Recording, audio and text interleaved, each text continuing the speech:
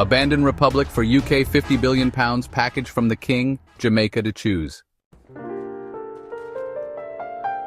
The UK is currently offering Jamaica £5 billion in loans. Would it be a good idea for Jamaica to abandon the Republic idea for a more substantial loan such as £50 billion on better terms? For example, UK £50 billion handed to Jamaica over a 10 to 20 years period?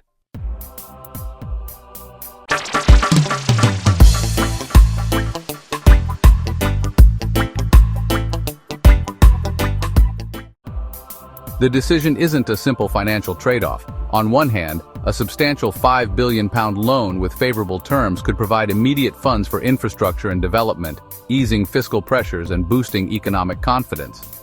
However, becoming a republic is about long-term national sovereignty, institutional reform, and a reassertion of national identity, values that go beyond any single financial deal. If Jamaica were to abandon the republic idea solely to secure better loan terms, it might miss out on the symbolic and strategic benefits of full independence from colonial legacies. Conversely, if the loan's terms are exceptionally favorable and tied to a continued constitutional link with the UK, the government might view the short-term economic gains as critical in a context of debt and fiscal challenges. Ultimately, the choice depends on whether immediate financial relief outweighs the long-term political and symbolic gains of republican status. Many argue that Jamaica could pursue both goals sequentially, taking advantage of attractive loan terms now, while continuing a planned, well-managed transition to a republic later on. This balanced approach might offer the best of both worlds. Should Jamaica focus on tripling its tourism industry so that it can employ 300,000 of its low-skilled citizens who currently only work a few hours each week, or some not working at all? Providing permanent full-time employment for these people, rather than focusing on becoming a republic. Expanding the tourism industry on a scale that creates 300,000 full-time jobs is a transformative goal that could bring significant economic benefits and reduce unemployment. Such an expansion would require major investments in infrastructure, marketing, workforce training, and ensuring a safe, attractive destination for international visitors. These measures could boost GDP, diversify revenue streams, and improve living standards for many Jamaicans. However, focusing exclusively on tourism at the expense of the republic transition isn't necessarily the best approach.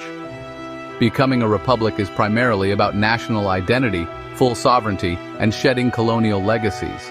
While its direct economic impact might be limited compared to large-scale tourism expansion, the political change could have long-term symbolic and institutional benefits that reinforce national unity and self-determination. In practice, these two initiatives aren't mutually exclusive. Jamaica could pursue a dual strategy, aggressively expanding tourism to drive economic growth and create substantial permanent employment while also gradually advancing the constitutional reforms needed to become a republic. Balancing economic development with political modernization would help ensure that while tourism and job creation are prioritized, the broader vision of national self-determination is not sidelined.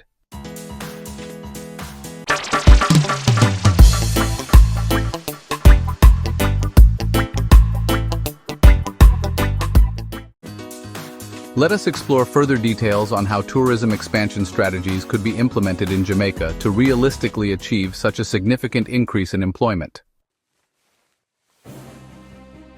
I think the government needs to give out franchises to build 120 mega-large all-inclusive hotels of 1,000 rooms each, in a bid to triple the tourism industry in Jamaica. Your proposal to issue franchises for 120 mega all-inclusive hotels, each with 1,000 rooms, is indeed an ambitious strategy that could dramatically boost tourism capacity and generate substantial permanent employment, potentially creating 300,000 full-time jobs. This kind of large-scale expansion could help triple the tourism industry by significantly increasing the island's accommodation capacity, attracting more international visitors, and stimulating related sectors such as transportation, food and beverage, and local services.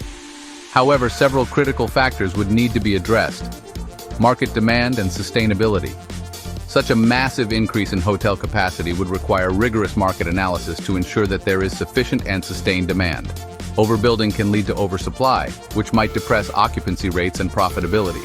Investment and infrastructure mega hotel franchises of this scale would need significant private and public investment, not just in the hotels themselves, but also in complementary infrastructure such as airports, roads, utilities, and communication networks. Upgrades in these areas would be essential to support the increased tourist flow. Regulatory and quality standards. The government would need to establish a robust regulatory framework to oversee these franchises, ensuring quality, safety, and environmental sustainability. This framework would also be crucial for protecting local interests and preventing potential negative impacts on the community and environment. Integration with broader economic goals. While expanding tourism is a powerful economic driver, it should be integrated into a comprehensive strategy that also considers other sectors such as maritime security, energy, and education. This dual approach can help balance immediate economic gains with long-term national objectives, including any political reforms like the move toward a republic. This proposal echoes the kind of transformative tourism strategies discussed by economic and development experts, although on a much larger scale than current projects. Successful implementation would require coordinated efforts between the government, private investors, and regional partners, along with clear, sustainable planning.